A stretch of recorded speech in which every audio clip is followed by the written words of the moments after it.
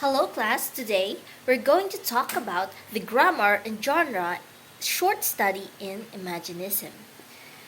This unit experiments with grammatical patterns in poetry in order to help us think about the processes involved in translating experiences and thoughts into the type of text that is a poem.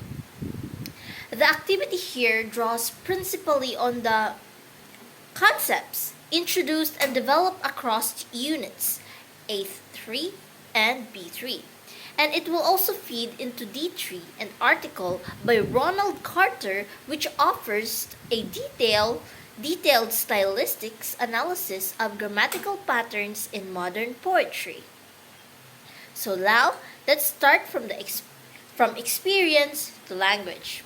So here you will find parts of a letter that was penned in 1911 by a well-known American writer to his friend. So it tells of an experience that befell the writer while he was a resident in Europe. So this is the letter. For well over a year, I have been trying to make a poem of a very beautiful thing that is befell me in Paris underground. I got off of a train at, I think, La Corde, and in the jostle I saw a beautiful face, and then, turning suddenly, another and another, and then a beautiful child's face, and then another beautiful face. All that day I tried to find words for what this made me feel. The night as I went home along the Row Reynolds, I was still trying. I could get nothing but spots of color. I remember that I remember thinking that if I had been a painter, I might have started Wally New School of Painting. So, in this letter, this is the inspiration, the felt experience that prompted the writer eventually to construct a poem. So, before we move on to a look at this poem, think of some sort of poem that you might produce if you had such an experience in the underground. So, if you were to ask specifically to produce a short poem of only a few lines, what sort of imaginative impulse would you draw upon? So, in making a poem, we have some further questions that might shape and influence our creative thinking. First is the question is, would you, as the writer does in his letter, position yourself as a voice in the poem? Or pronounce in the letter which located the writer as the authorical source of the text. Two, two, would you situate your poem in a specific time or place, or as again the writer does? Three, what type of evaluative vocabulary would you use to capture the impact of this experience on you? Four, would you address your poem to an imagined reader through markers of direct address such as you? Or would you instead prefer to depersonalize it, making it stand as a more generalized statement for all readers? Five. Five question is, what sort of sound and rhythm structure, if any, would you use, or would you try to adopt a formal metrical scheme, or instead prefer to render it in a free verse? So those were the questions that you should think of to inspire you in making a poem. So here, let's proceed to the probing grammatical patterns back to forth. The poem has been, I'm showing you a poem here. So the poem, in this poem, it is grammatically scrambled in that the noun phrases and prepositional phrases which comprise it have been jumbled up. Orthography, or the capitals, punctuations, and so on, which normally signal line endings and the sentence boundaries, has been stripped away so that so that all that you are left with is collection of unordered phrases. So in this, we were after explaining, I will still explain the grammar and literary genre. So after this, I will explain how to arrange these scrambled letters or unordered phrases.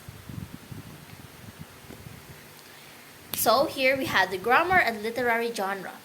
On the basis of some giveaway lexical items like station and metro, in the scrambled poem, you may indeed have some begun to suspect some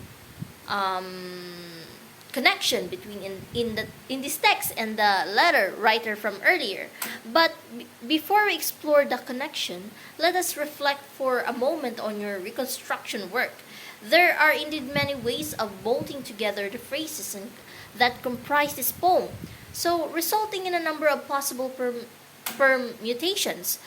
This comes about largely because of the absence of the original one, like the crucial grammatical feature, which we shall consider shortly. So, here, first of all, is the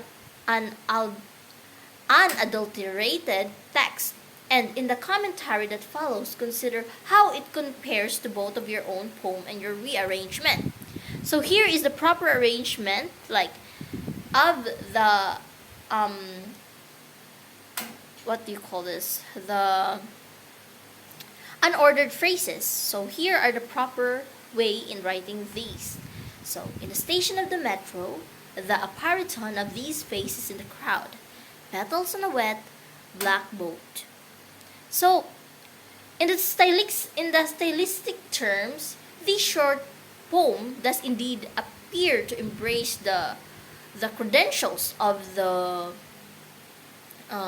Imaginist movement in poetry, which flourished for a few years from 1910 and of which Ezra Pound was prominent figure.